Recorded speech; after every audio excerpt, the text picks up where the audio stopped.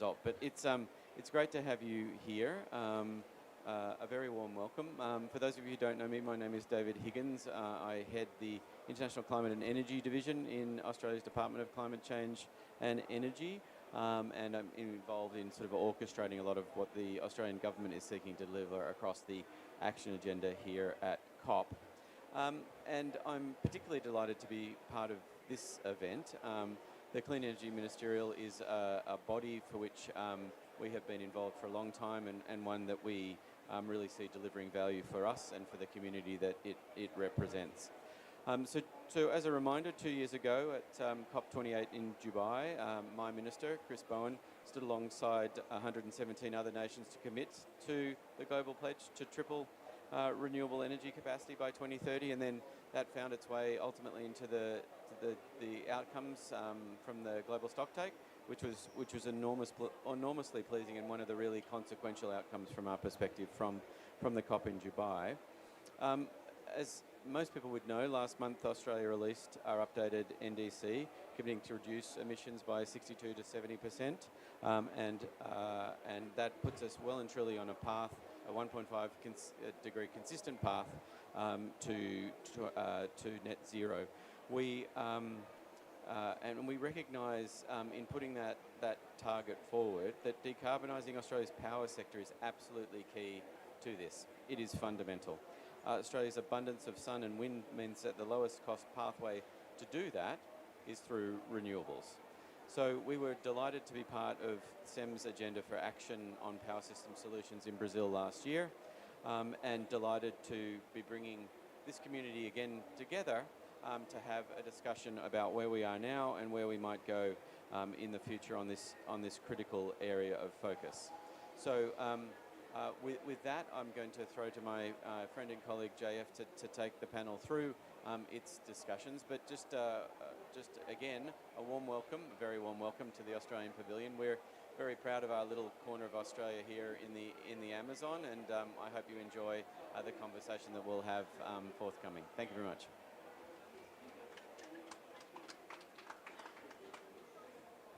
Thanks a lot, David, and thank you very much for the warm Australian hospitality. It's great to be here. Very, very proud from the SEM's point of view to be able to convene this discussion. I mean, one of the things that we have been trying to bring forward as a message here is a great thank you to the Brazilian COP presidency for having such a focus on a global climate action agenda that can really focus on the implementation of all the great pledges that have been announced in previous COPs. We at the Clean Energy Ministerial are at the international organization that was designed from the get-go to actually get action going. We are an implementation platform. And when we were able, under India's G20 presidency, to bring G20 and SEM together to showcase how political ambition and action can really help complement each other, we really felt we locked into something. And then the following year, Brazil took on that and really asked the SEM to develop key emblematic deliverables to be able to implement the political priorities that they were setting under the G20. And this was the genesis of the action agenda on power system solution. So at that moment, all our SEM member countries basically committed to over 30 actions to address the remaining issues in terms of funneling investments into cleaner power grids. And those actions try to address issues under 6 pillars. The first one is on planning. You're right. Thank you, Doug, for reminding me that I have a very nice visual for that. So the first pillar is on planning. And so making sure that countries have the ability to showcase how their grids investment plans are aligned with their broader energy transition plans, that are aligned with their broader climate plans, that are also aligned with their social development plans. So making sure that you get the credibility of the plans you want to do so that investors can really see the long-term value. The second aspect is how do we go about modernizing and expanding grids. And here again, I want to basically flag that there's a lot of nice lingo about you can't have transition without transmission. That's true. but you also need distribution and storage and many other aspects. And this is really where, when you get to implementation, the details matter. So we're really looking at the entire aspects of the grid requirements in terms of sustaining that tripling pledge. Another key aspect is flexibility. So looking at different flexibility measures, storage, interconnections, being able to also use AI and digitalization as a means to use assets better. And then, how do we link to demand? You know, we work a lot on electromobility, industrial electrification, more and more into AI and data centers. And you know what? There's going to be quite a fight for those green electrons, and how do we make sure that the infrastructure is there to be able to get the biggest opportunities there?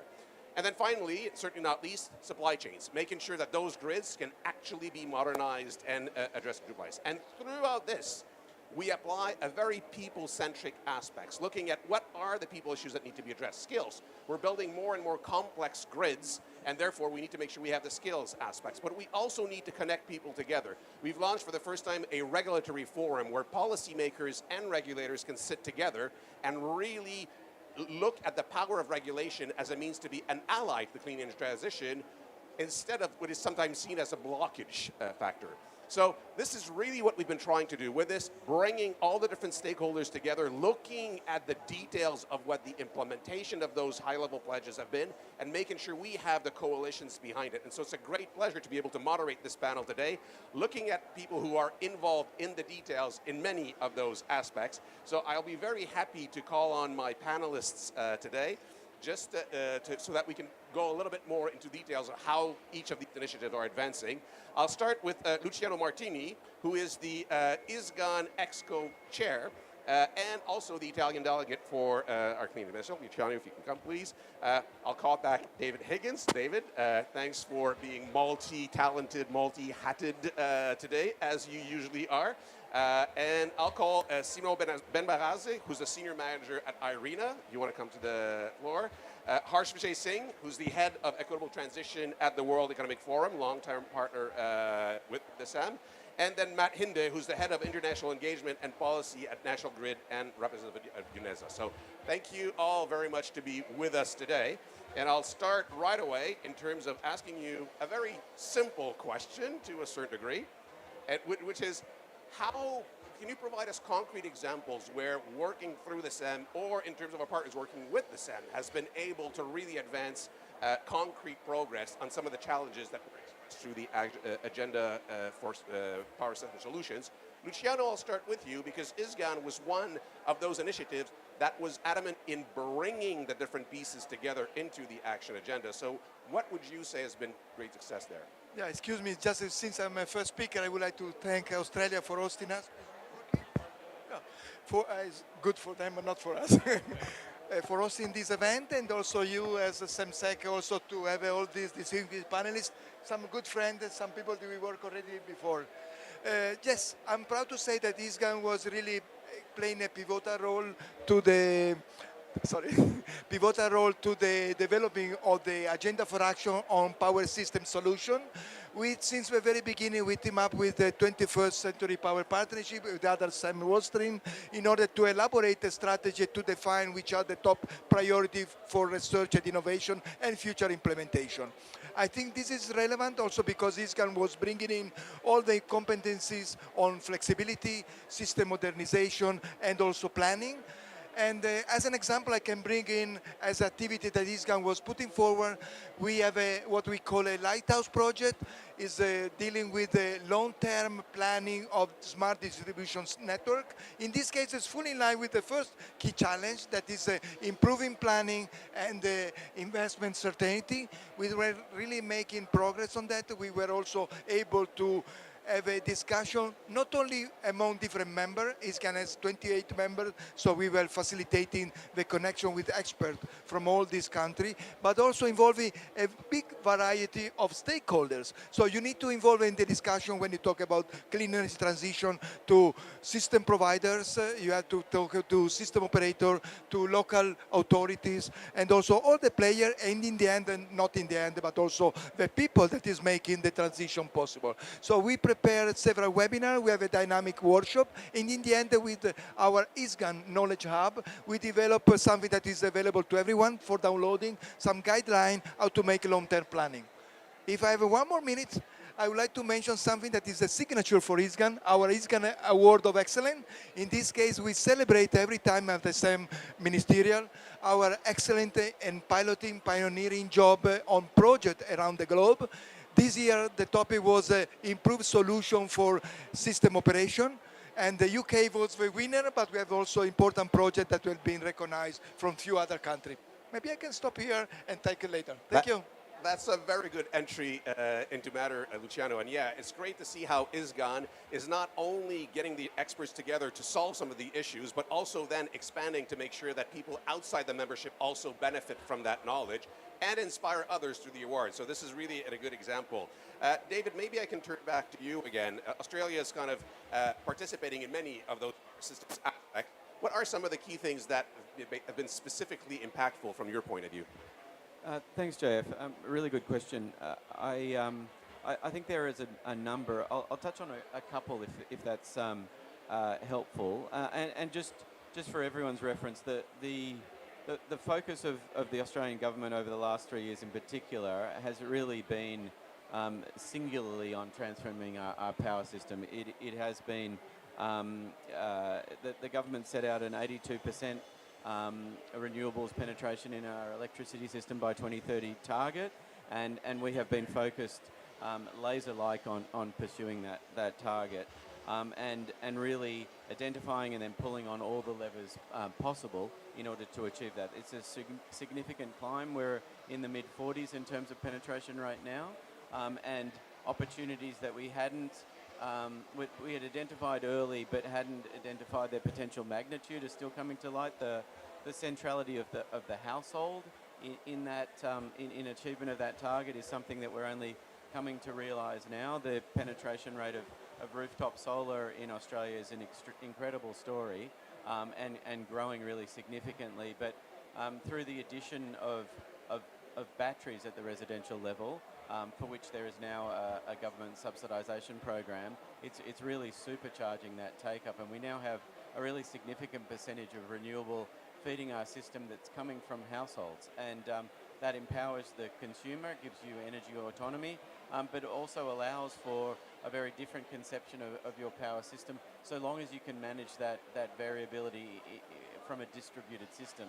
And that's required, in our case, working differently with our regulators, differently with our regulatory system, and the work that we have done through SEM in something called the Empowering Regulators to Advance Decarbonisation campaign has been useful for us as a contributor, but also as a beneficiary of the dialogue that we have had. It remains the case, I think, that it's only the UK and Australia that have entrenched in the guidance that we provide to our regulator within their framework a requirement to think about the climate impacts of the decisions that they make in terms of the way we manage our system. And the conversations that we've been able to have with partners through the SEM campaign has allowed us to think more in deeper ways about the value of that mechanism which we had put in place without thinking about all of its potential opportunities. So that's certainly one I would mention. Another is the Supercharging Battery Storage Initiative, which delivered to our great benefit a really comprehensive white paper. Battery storage is a huge element of real significance as we think about that 82% target. 82% is only going to work if we manage the storage element. Variable renewables, as we all know, only work if storage is absolutely fundamentally fixed. And so we are working at battery storage at all levels. I mentioned the residential level. We're working at the community level and at the much larger level as well. And the work that the Battery Storage Initiative has delivered has really helped us think through some of the complexities that are technical in nature. Some are in relation to supply chains, but all of that has been, I guess, really central to the way that we've been able to not only think through the challenges and problem solve, but also be part of a community that are thinking through the same set of issues. And it's that network, that building of connections with partners in other jurisdictions that are working through the same issues, with private sector actors, with those outside of government who are contributing to these solutions. That's really the power of this platform and the power of the way in which SEM works for us. Thanks, Joe. Yeah, thanks a lot, David. There's actually two very good examples, I think, for two reasons. One, they're fairly recent, so both were launched just within the last year and really have been able to achieve quite a lot in that time, showing the power of being that coalition together. But also what I like is you showed how participating in those initiatives has been extremely useful for Australia for your own domestic benefits, but also you've been able to connect outside to share that knowledge with others who are in that aspect. We've been doing a lot of work with many of the Action Agenda on Power System Solution to bring the knowledge that it's creating within the SEM to different regions. We use the fact that we were at, in Korea 2016 to engage a lot with the Asia Pacific, the ASEAN presidency, APEC. And so this is really the power of the SEM, is what we try to do, we do it for our members, but at the same time, we use our partnerships to be able to bring this to a broader community. This is actually a very good segue to you, Simon, because the partnership between IRENA and the SEM has been amazing. You guys, are coordinating the work on long-term energy systems planning, on the transforming solar supply chain, and the fact that you have a much broader membership has been really useful in terms of us bringing the SEM capacity to outside aspects. How do you think that has been impactful, both in terms of IRENA's mission, but also for people in general? Thank you, Jean-François. I think, first of all, the partnership with SEM has been extremely successful. We were able to really engage on relevant topics for first the IRENA members, but also creating a community and a community of practice around key topics. Every year, IRENA, since its inception, has an assembly. Over 2,000 policymakers comes to Abu Dhabi. We don't have the time to go to the extreme detail that is needed to transform power systems globally. And I think that was the relevant insights we got in managing those programs within the same program. And looking back, I think the greatest insight we got to the members of for example, the LTS network, or through our solar supply chain initiative with Australia, was to deal with uncertainty. The first part was planning uncertainty in our system design. I think that was the really, really relevant insight that the members of the network comes. We had a forum just a few weeks ago. Around 70 members, partners joined physically to deal with a very broad range of topics, dealing with the COP, ultimatum. What do we do? How do we respond to NDCs? How do we look at infrastructure?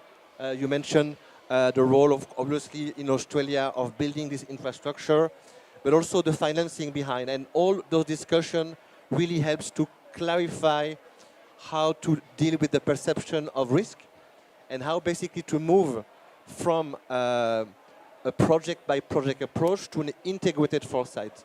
And Jean-François, you mentioned not only it's useful for national context, but also in the global and international collaboration. And I'd like to basically highlight two achievements, I would say, for those initiatives. The first one was on solar supply chain, also transforming solar supply chain.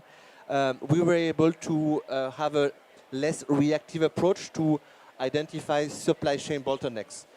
And this in critical area, raw materials, polysilicones, but also manufacturing. And this essentially is a problem when you have ambitious targets if you cannot really understand clearly where are the choke points in your supply chain. And we didn't only look at the pricing, but also how resilient supply chain can be in different national circumstances. So we're able to compare different profile across different value chain in different countries. And that is extremely useful. We made it as a dashboard, so a policymaker can have it on their mobile, tablet, wherever they are, to get and have access to information. We'll have a report, and we'll use it in the initiative, but those are targeted insights that are relevant for basically preparing supply chain diversification. At the end, why we do that, Jean-François, is to mitigate the risk and help countries developing bankable plans. And this is the second aspect of our work with the LTS initiative. Nowadays, we're not anymore talking about how to have high share of renewables. We know countries can do it very well. We are working through the network to help developing holistic plans, linking the LTS with the clear information regarding how to solve grid congestion, how to manage the impact of curtailment, but also avoiding stranded assets. And I think the message from our forum 2 weeks ago was that ad hoc planning is an enemy of speed, and we don't have the time to make those mistakes there. So in a nutshell, LTS is, I think, a very successful partnership with SAM. We want to continue to foster bankable planning and to make sure that LTS are a powerful signal a government can do to unlock private capital and also to achieve the 3x goal of the SAM action agenda for power system. Thank you very much, and thank you for the great relationship with Irina. What's interesting also with the two examples that you talk is throughout these, we also look at the social aspect of these things. You know, a lot of people are talking about supply chains in terms of local benefits, and the report actually shows where it makes sense to actually look at local supply chains versus how you do that and where is the added value. And also in terms of planning, making sure that you have the community bought into those aspects and you look at all these issues. This is actually a very good segue to my next speaker, because we've been working very closely with the WEF in terms of looking at that kind of what are those value of this projects. We had this great partnership going into Busan on the Responsible Renewables initiative. And so can you tell us a little bit where the partnership with WEF is great because you have quite a lot of the private stakeholders in there, and we have this opportunity to kind of link governments and private sector. What has been, in your view, some of the biggest impacts of that work? Thank you, JF. Can you hear me? I hope it's working.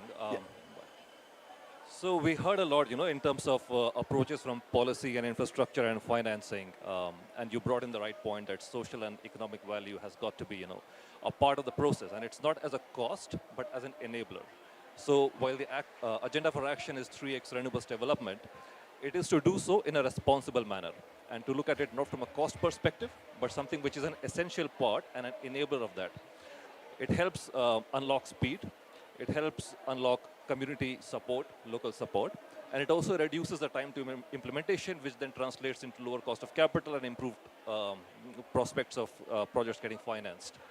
So we have been fortunate to partner with SEM on the Responsible Renewables initiative, which brought together a slew of stakeholders from governments and private sector, as well as civil society, and to bring forward what solutions have worked in the field, which are socially responsible, along with being implemented at speed. And we have learned that these approaches have essentially worked for three main things. Number one, early engagement is very important. Meaningful, intentional early engagement. We have to understand what the stakeholder concerns are, at least from the engagement that I have had so far at COP, people have been, or the concerns or priority of people that has come quite as prominent. So it goes to skills. How do we ensure that we are able to not just get the requisite amount of skilled human capital to enable this infrastructure development, but also to use this as an opportunity to create local economic value and to diversify the local economies. So the engagement has to start not as a ad hoc basis or post facto, but it should be a part of the project design and implementation process. And Doug, you moderated a good event last evening, where I don't think skills or people were addressed as much, but we hope that it changes in due time. Secondly, it's about policy enablers. So panelists here have talked a lot about that. One thing which is important to say on this matter is that we don't have the at least institutional arrangements to properly understand what policy enablers work and who is responsible to develop and implement that. Right now, policies emphasize financing, they emphasize technologies, but they don't emphasize how projects are able to deliver on skills or jobs or local economic opportunities. So there is something, by way of the design of the policies, that at which stage of the process do we engage with the stakeholders, what we learn from them, and how do we take them into the implementation of the policies. And thirdly, it's around financing. I've been working, as you mentioned, on equitable transition at the World Economic Forum, and finance community has been working quite hard to understand that how do we finance for social metrics. So that is a work in progress. There is no best practice right now, or at least an indicator-based framework that enables financiers to judge that in between projects A, B, and C, what their social credentials are, what their respective value is, and how does that translate into the cost of capital. So that's something that needs to be unlocked, and we hope through the World Economic Forum and partnerships like these to be able to make a difference there. Thank you. Thank you very much, and thanks again for that great partnership and be able to kind of bring the two voices together. Matt, I'm going to turn over to you, and I'm going to use a little bit of a hinge between maybe, I'd like to go back to a few second question to panelists. I mean, UNESA is quite a unique organization in terms that it is the private sector basically led, working together utilities. You've heard a lot of the work that's being done here. What do you see from the utilities point of view as some of the key challenges that you have to work with, and how would you see the different platforms being run through the SEM as potential partners to help work with UNESA in terms of solving some of these issues? Sure. So thanks very much. And I mean, I think my first thing I'd say is that it's really welcome the focus on the grid. I mean, I've worked in this area for a couple of decades, and I've been on about 10 panels in the last couple of days, and every time it's like, the blockage is the grid. And, fair enough, that's true. But if you look at the UK and Europe, we started deploying large amounts of variable generation renewables 15 years ago. And I was the British negotiator to the EU for that period, and nobody talked about the grids for at least the first 10 years. So, you wouldn't necessarily start here. It's great we've got to this place now, and I think organisations like the SEM are enormously important for that public-private partnership. Because you do need governments, regulators, and business in the same room, eyeballing each other to work out where the problems are. I think what do we need from a private sector perspective in this? We need that understanding from governments and regulators that policy certainty and stability is incredibly important for, particularly transmission grids. I mean, these are, 15-year projects from start to implementation with a 60-year lifespan. So actually having the firm understanding that you're working within a political and regulatory framework that isn't going to dramatically change is extremely helpful. And just enhancing that collaboration and best practice sharing, enormously important. I mean, look, I work for a primarily transmission company, but we also do distribution. But when you were going through the areas that the SEM covers earlier on, I mean, grid, storage, flexibility, complementary low carbon sources, all of these issues, they're enormously important. And taking that overall perspective where we can kind of really work out how to focus in the best way to make it the most efficient approach possible is key. I mean, there are certain things where, typically in climate and energy policy, we've used targets as a really important mechanism to move this forwards. I think targets have their place, but if you're looking at grids targets, for example, you've got to be a little careful. Within the COP29 grids pledge, there's targets for numbers of kilometers of grid deployment. But that misses certain things around things like innovation, for example. I just want to give one example of something we do in our venture startup in National Grid, which is, it's called dynamic line rating. It's the use of AI with sensors, the analysis of weather conditions, the analysis of temperature, and it improves the capacity of transmission lines by up to 30%. That's very significant, and it's why we need to be a bit careful about how, with SEM, with the pledges and stuff, how we actually approach this in getting the private sector to do the right thing. Because, absolutely, we need to move quickly, and we need to unblock the bottlenecks around renewable and other low-carbon generation by getting the grid out there. But let's do it in an intelligent way. And for me, just coming back to what how UNESA can work with the SEM on this, I think it's having that very frank conversation about what works, what doesn't, and how do we kind of cut the barnacles off the boat as quickly as possible. And I think that dialogue between government and, really importantly, regulators and industry, that's really, let's get that working so people know what to do. Thanks a lot, Matt. Thanks. I mean, it's always interesting. One of the challenges, right? We need, certainty in terms of what's going to happen, but at the same time, we need to make sure that we realize that things are changing as we're trying to get the certainty. So that dialogue really becomes important. Thanks a lot, panelists. I have to apologize for Juliana Reid from the UK government. She wanted to be here, but she just got called into a last-minute negotiation session. This is COP. This is what happens here. But quite honestly, really thanks to my panelists. Before I let you go, I would just like to ask very quickly, 30 seconds to a minute. You've heard each other. You've heard the call for collaboration. Where can we do more in terms of working with each other and making this going forward? And maybe, Luciano, I'll start with you there. First of all, I think SEM is a unique platform. So we need to accelerate. We need to exchange lesson learned and best practices. So this is the room where we can really collaborate. And I want to congratulate Australia for your commitment to the energy transition and your leadership. Also in ISGAN, we have a vice chair from Australia and your leadership also in mission innovation. So combining these two platforms to advance faster. We have some gap, but I think this can be easily solved.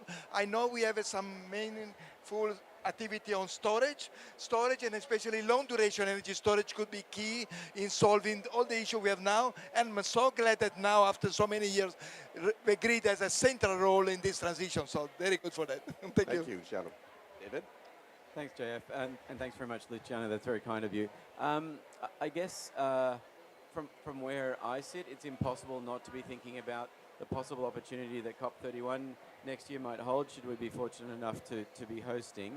And to Luciano's point on storage, Adelaide as a city and South Australia as a state has an extraordinary story to tell on renewables.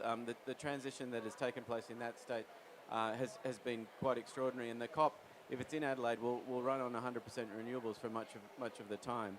And I guess when we think about the opportunity of COP31, and to your point at the outset, JF, about what Brazil's tried to orchestrate in giving some more shape to the action agenda, is something that we would very much like to continue.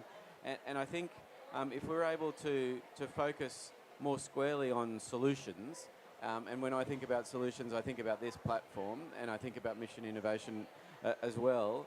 How might we use this community and the power of that very practical solutions orientation to kind of help inform the way in which we might give some greater shape to the action agenda? How might we make the action agenda at a COP even more impactful? Because I think that would be to the benefit of this broader process. Thanks. Thank you. I can tell you the SEM stands ready to be called into action. Simon, we already have a great collaboration. Where could we expand it? For me, I mean, looking, let's say, next year at COP31, a lot of people would like also to have a Pacific COP. Obviously, there we have to remind that the transition is clearly under attack. So we need to build coalition of like-minded. The acronym actually don't really matter too much. We need to really find the alignments in the message. We need to find misinformation. You have lobbies that are spending a lot of money on explaining that the grid will fail, that the power system cannot transit renewables. So all the messages coming from the same initiative, coming from the private sector. We need also to talk more with the MDBs, so the financing, that they need to stop financing the problem. And that is important because if we say that, we are all together and we are advocating or promoting a solution that works for the citizens, because many countries are going to vote also in the next cycle, and they might vote for more conservative government that may not like renewables and also might be vulnerable to misinformation. Thanks. I think it's a very clear message that we need to make sure that that message keeps on going, and that we each have fora that we are responsible for. We have an opportunity to do that. Harsh, what's your views on future? I would echo Simon's views on this. So climate action, as it has been so far, we are 10 years post-Paris. It's been strongly enabled by multilateral cooperation, and the environment is challenging to say the least. There are geopolitical developments, then supply chain issues. Countries are much more pressured fiscally, so that's another development, and inequality has risen. So for something that has to take place over the next 2-3 decades, consistently at speed. So we have to at least, try and acknowledge that read the room, that the narrative has shifted, and that for the transition to survive and to thrive, and it has to deliver for the people and the economy. That is kind of, which is very much important, and I hope, at least from our platform, we are trying to do as best as we can, but I would invite people to, collaborate as well. Thank you. Agree, getting a message that this is not just for a utopian goal, it actually has direct real-world value into this. Matt, you get to close us up. How do we get that message consistent between all of us? So, I think using the SEM and organizations like UNISA to actually, in very clear terms, have a very clear view of what's worked and what hasn't. And Europe and the UK is quite a good example of a region where we've done some things that have worked and we've done a lot of things that haven't worked. And we should be very clear about that, because if we don't take the affordability and the reliability issue around the energy sector seriously alongside decarbonisation, we'll lose people and they won't come with us. So let's be clear. Let's just have that clear-eyed view of it and use things like the SEM to actually get that knowledge out there. Terrific. Thanks a lot. So thank you very much to all our panelists. I always say there's also one big thing that I get is, we have platforms like these. We need to make sure that when we meet here, it's not just one point in time and then it disappears. We have continuity. So, IRENA General Assembly, Davos, COP31 maybe. Let's make sure that we keep those dialogues and keep the same message and show that there's actually progress from one moment to the other. So, but for the meantime, just want to thank you all very much. Please give a big round of applause for our panelists and their candid aspects. I'm going to ask you to go back to your seats. I'm going to turn it very shortly to Doug Arndt, who's with the CEO of the NL Foundation, to talk about, we were talking about using different forums to be able to advance some things. So what we've been working a lot this year is using the fact that our ministerial was taking place in Asia Pacific to be able to look at how we can bring the SEM value into the region. We had an amazing collaboration with the Malaysian ASEAN presidency. We're able to bring some of the aspects forward. And it's actually with a lot of pride that I will turn the floor over to Doug to talk about the next steps of this, where the Philippines have now agreed to work with us as the next ASEAN presidency to help continue that dialogue, but also work on a very specific project, which is an action plan on their electricity transitions aspect. So Doug, I'm going to turn it over to you for this very, very important moment, and I'm going to try to get you the right slide up. Oh, you forgot the family photo with your panel. Yeah, well, yes. You want to do it at the end with everyone? Let's do it now because who knows has to leave. Do it all. Do it now. Sorry, we'll take 2 family minutes photo. just for a quick family photo because who knows who needs to leave before the end of the show. We need the photographer. I'll take it. I'll take it. You don't need 2 minutes. You got it, guys? Yo.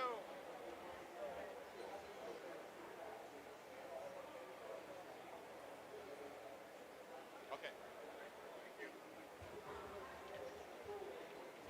All right. You want me to click?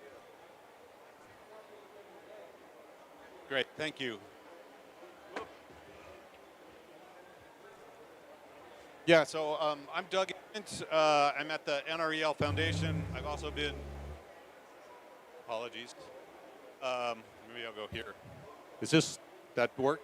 I've been working in the CEM community for nearly all of its 15 years, and mostly focused on power systems. This one particular initiative called the 21st Century Power Partnership have worked very closely with JF, his predecessor, Australia, many, many other countries. And in the last few years, the ministerial community, the ministers themselves, asked for concrete sectoral emblematic deliverables and focus. This is the agenda for action that JF talked about earlier.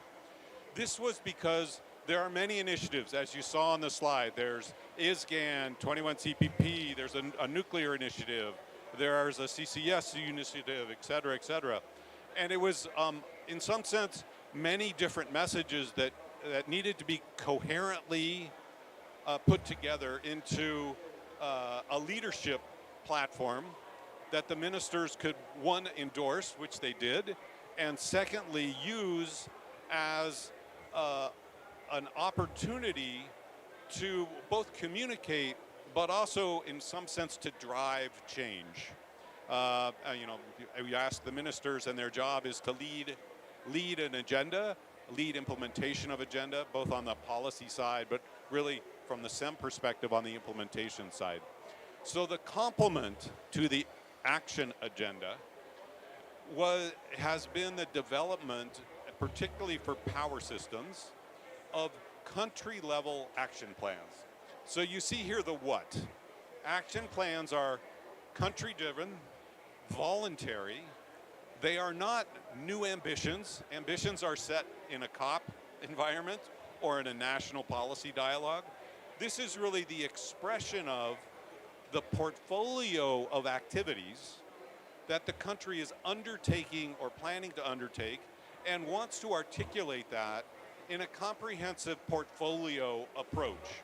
Because many documents in a government reside in one policy document or in a regulatory change or in a planning effort, etc. So what we did was we came up with, now 2.5 years ago, maybe 3 years ago, working with ISGAN and many others, kind of a practice guide for developing these action plans.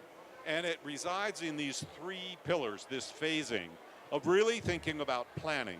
So yesterday in the ministerial level side event on grids, which many mentioned, there was a distinctive set of requirements that came out that says planning is absolutely critically important to be able to create an investable environment for transmission and storage and generation and everything else.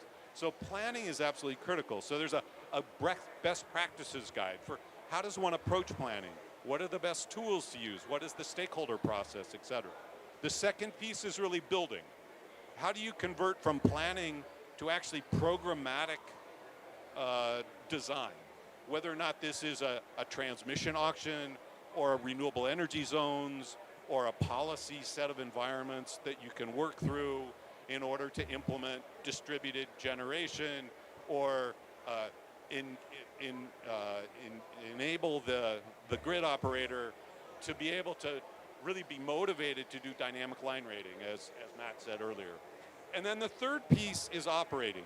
This, normally one thinks about this as in the weeds, but it's actually not. So the operations of the grid, as we just heard, are absolutely critical. We have to assure reliability, affordability, resilience. Resilience is to cyber attacks, physical attacks, changing climate, etc. That is actually a policy set of goals that have to be expressed into guidance for the system operator and the regulator, which is why the ERAD, the Energy Regulatory Acceleration Initiative that was just discussed, is so critical, because that's a dialogue between regulators and policymakers. And it really provides that platform for walking through this system. So that's the what. And the real question is why? And so this is what has already happened. So 9 countries have produced their action plans. Again, self-determined with support, but it's a simple document. I say that simple in some ways. It's really meant to be a communications document. And it's meant to not only be used in the international community, i.e. in the SEM platform, but elsewhere.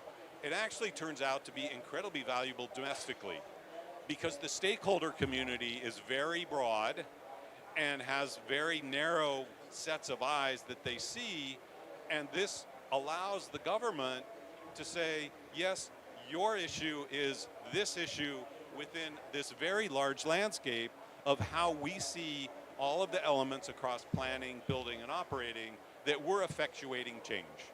And that's the key thing. So you can see early in Goa, India, Australia, thank you, David, and others, Chile, the European Commission, and the UK were the first cohort of countries. These are all available online, by the way. The second one's just last year. Brazil, Canada, the US, and Uruguay, interestingly, all came in. And I think the key thing here is Uruguay is not normally, I'll call it a SEM member country, but these action plans and the SEM community is open to all. And so please advance that message to your colleagues and friends. It is an open tent. The SEM community welcomes further country engagement. And in fact, at this stage, I'm going to turn the floor over to a real keynote and a highlight for Director Sino Cruz from the Philippines. So he and his team have agreed to develop an action plan for the Philippines, one of the leading country dealing with a very complex energy system of thousands of islands with a really ambitious goal. So Director Sino Cruz, would you like to come and talk about your journey, please?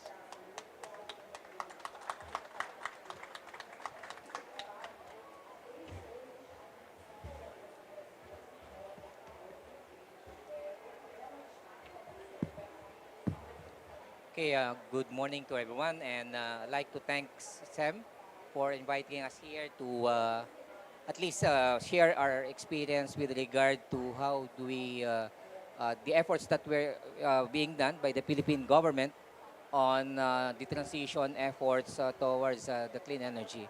So the Philippines actually shares the Clean Energy Minister's vision, specifically on tripling global renewable energy capacity and building resilient, interconnected, and inclusive power systems.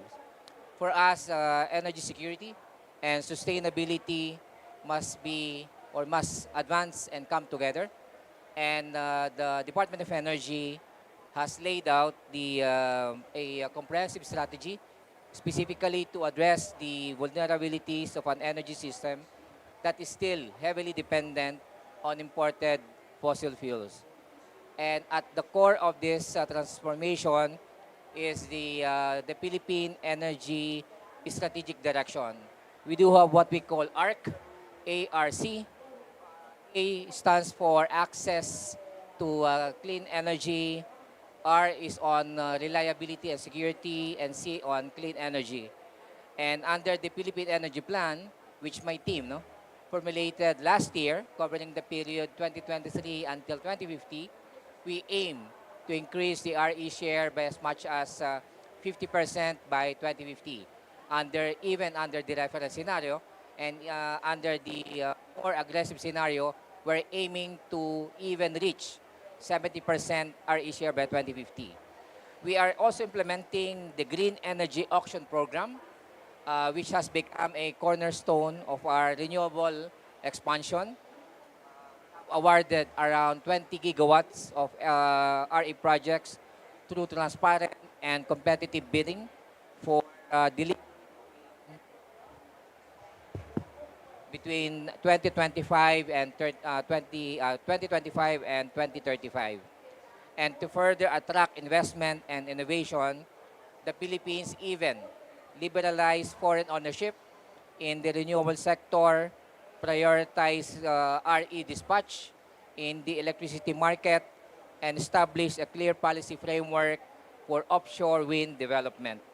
And actually, under the Bloomberg NEF Climate Scope report in 2024, we were ranked as second most favored investment destination for renewable energy from our 2022 report, wherein the Philippines was ranked as the 20th. We improved to fourth spot in 2023, and last year we were second. And we are also modernizing our power grid through the Smart and Green Grid Plan. We have already completed this plan this year because we want to ensure that the transmission system, the network, should be in place 5 years, or 5, 7, or even 10 years ahead of the development of renewable energy, because we want to avoid what we call stranded capacity, wherein we develop renewable energy but we cannot dispatch the produced electricity. And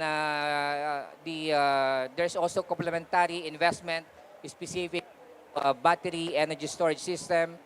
And as I mentioned earlier, we are focusing more right now on the development of offshore wind. And our target is to see the first capacity from offshore wind to come in by 2030. And to do that, we need also to develop the support facilities, specifically port infrastructure, including even the digital to ensure flexibility and resilient power delivery. And in parallel, specific to off-grid electrification, we are progressing through what we call the microgrid system. We do have a law, microgrid, which was passed, I think, in 2022 or 2023, and we are prioritizing renewable energy for these off-grid areas. The Philippines also continue and international cooperation.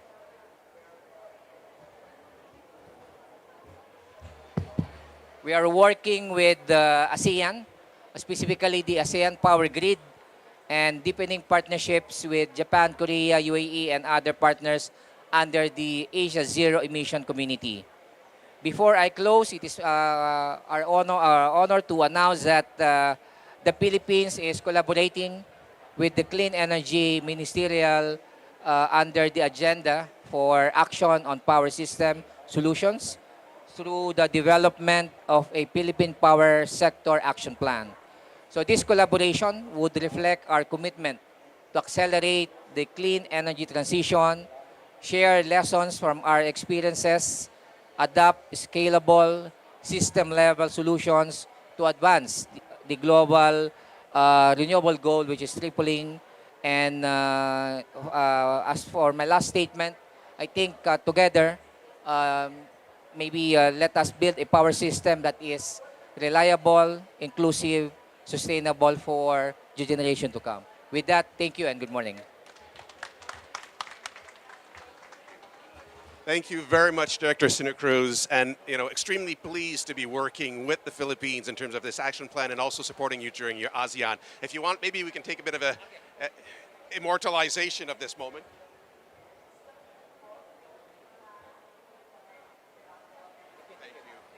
And with great pride that we welcome you in the new cohort. Now, to close us off, I'm going to ask Michel Hedra, who's the Vice Minister for Climate and Energy of the Netherlands, to give us a few words in terms of how the Netherlands also see all of this really helping in terms of advancing global energy transition. Michel, thank you very much for being with us. Thank you very much, Jean-Francois, and it's a real pleasure to be here. I said in an earlier session, SAM was founded at COP13 17 years ago.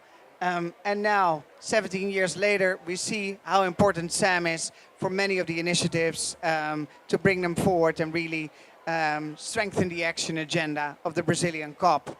I want to talk specifically about one of the SAM initiatives in the power sector, which is one of the key programs, which is about batteries, supercharging batteries.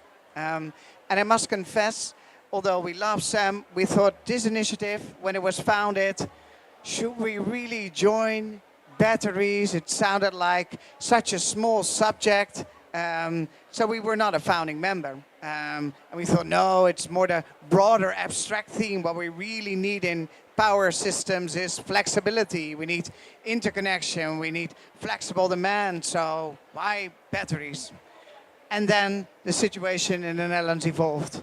We got major grid congestion. We got many places where basically companies could no longer get a grid connection.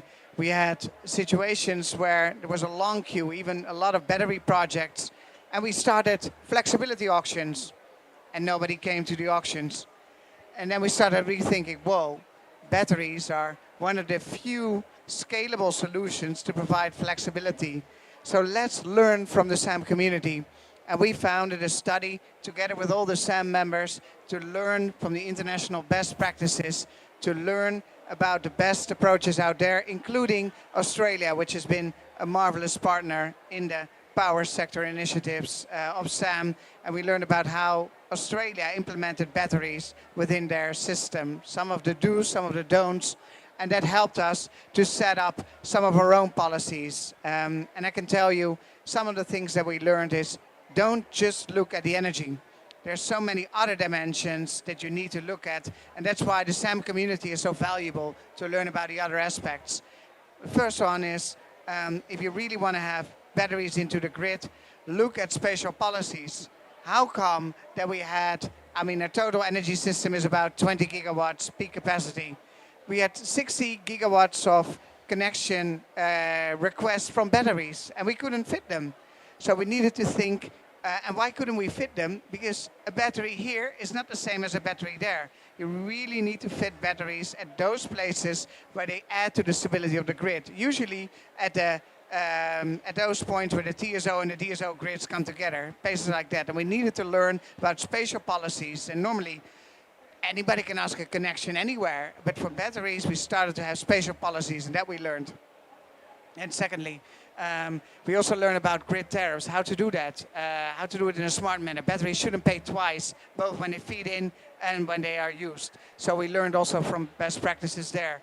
Third, on cars, everybody's talking about this bidirectional, and nobody really cracked the nut yet. And why is it? It's not because it's not technically feasible. You need to think about taxes, who's paying the taxes, and really learn about how to connect grids, batteries in vehicles to the grid. And finally, that's why we hope to work together with Sam also in the near future. It's not just about storage in the form of batteries. We also need storage in the form of molecules, storage in the form of heat storage. You wouldn't say that if you are here, but there are many cold countries in the world, and then storage of electricity in water is one of the best forms of flexibility. So with that agenda, inspired by Sam, we really look forward to continuing the action agenda here with all of you. Thank you very much. Thank you, Jean-Francois, and thank you for organizing this session. Thank you very much, Michel. And, thank you for the Netherlands, extreme leadership in this. Thank you for also bringing why it's important to talk about the high-level goals, but the details do matter. We said, hey, we're talking about grids today. I hope we never get to talk about switchboards at COP, but still, it's important to be able to understand both ways. So thank you again for showing the real concrete aspects. Thank you, everyone, for being here. Thank you to our Australian hosts, terrific aspects. And I hope that this is just yet another discussion. We'll have many, many more because there's a lot more to be discussed. Thank you again, everyone. Thanks to all the participants. And see you in Saudi Arabia in October at SEM 17. Thank you very much.